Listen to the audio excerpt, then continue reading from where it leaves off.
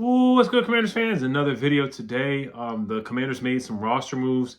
They brought back running back Chris Rodriguez, who I talked about that yesterday, bringing him back, and Sunday after the game because B-Rob being injured and Austin Eckler getting another concussion.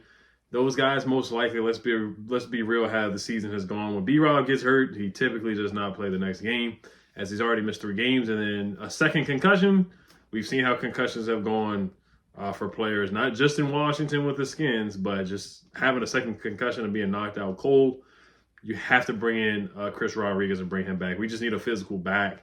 McNichols can be physical, but Chris Rodriguez is more that physical back where he can move the chains, fall forward, similar to B-Rob. Just get those tough yards where instead of it being 2nd and 8 with Austin Eckler, maybe it's 2nd and 6, it's 2nd and 5, or I'll take 2nd and 6 over 2nd and 8 any day of the week. And that's manageable for Jaden Daniels if it's 3rd and 6 rather than being 3rd and 9, 3rd and 10 like it was against the Cowboys, because we just had no push in the run game. But Chris Rodriguez, he did a great job against the Giants, so he's being rewarded. He's probably going to be on the active roster for the rest of the season, I would really think.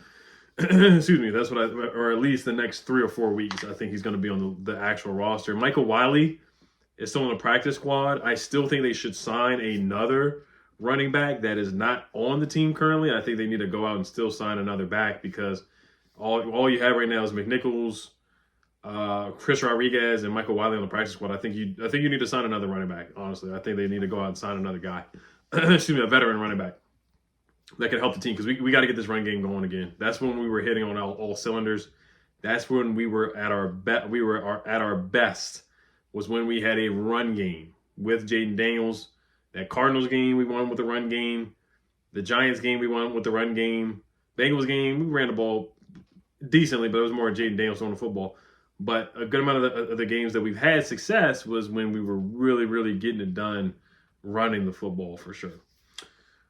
All right, Panthers running the football well. Another game. Another move is Austin Seibert. Austin, I can't call him Austin Cyborg anymore after that missed extra point.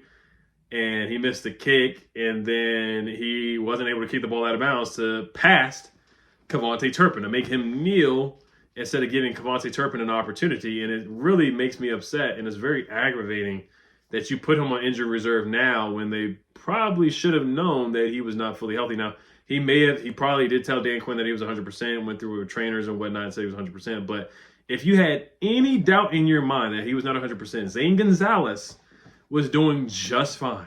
Zane was doing just fine. I believe Zane made all his extra points up to this point, which he's going to be back against the Titans. He's going to have to play and start. But let me pull up Zane's stats here real quick. Yeah, Zane so far, extra points, he's 4 for 4. I don't want to jinx him. He's 3 for 3 on field goals. His longest field goal is 48. So Zane is 100% at this time, knock on wood. So like I said, the fact that he was not 100% healthy, I know the snap wasn't great. I know people are saying, oh, the snap was awful. But, I mean, I just still feel like, come on, man. The extra point earlier, the missed kick, like, you got to make that, man. And he's a big reason. He's a part of why we lost. And the fact that he can't kick the ball for a touchback on Kevontae Turpin, who's the best kick returner in the league, for sure. You can't give him an opportunity. I don't care what point in the game it is. You could not give Kevontae Turpin an opportunity. That's where Zane Gonzalez messed up as well. Not only did he miss a kick, extra point, but he kicked the ball. He like 2 back-to-back double whammies for sure. So I think this is just a soft way in cutting him.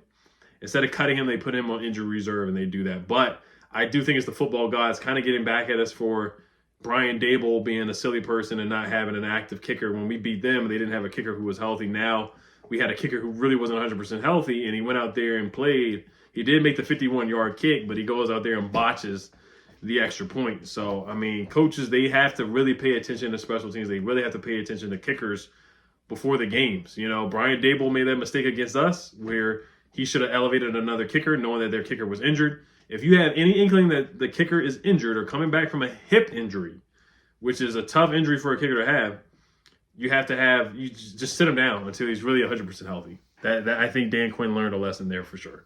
And I know reporters, the media, they definitely going to ask him about that, and they should grill him on that. They should grill him on that, because I don't like the excuse that he came up with, oh, it's harder than what you think to kick the ball out of bounds or kick a touchback. That's ridiculous, because 75% of kickers right now are kicking touchbacks, and our guy can't even do it. Austin Seibert is barely able to kick a touchback.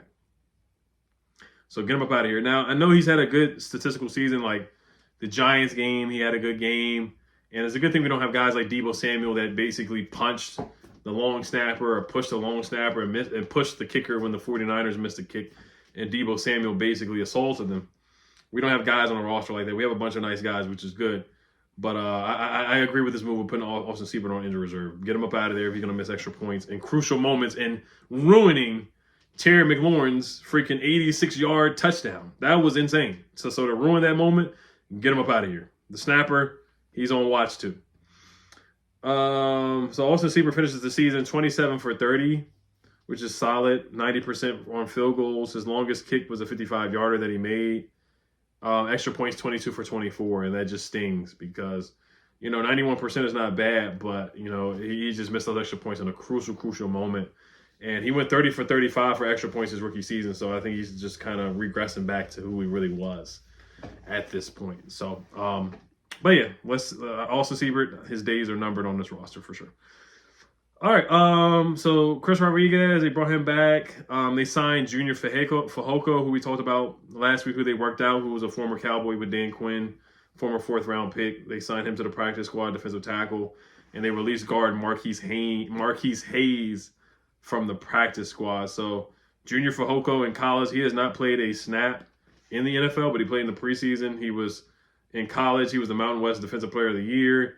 He had 9 sacks one season, 65 tackles in 1 year. He was a PFF All-America team, All-Mountain West first team, 4th in the nation for tackles for loss with 18.5 in that 2022 season before he got drafted. So the guy can get to the quarterback. So let's see if he is elevated at any point, but the guy can get to the quarterback. He's very physical. He's a mauler and all that. He's versatile. He can play edge. He can play inside. So let's see if they have a plan for him to see if he does, play on game days. It's not going to be likely. But let's see what plan they have for Junior Fehoko. So, all right, you guys let me know what you guys think about everything and all the roster moves that were made today. I will be on tonight with my guys for Commanders Kings, or we'll be posting the video tomorrow. So be ready for that. And definitely we'll be making videos tomorrow reacting to if there's a status update on whether Marshawn Lattimore is practicing or not. All right, you guys, healthy Commanders. Peace.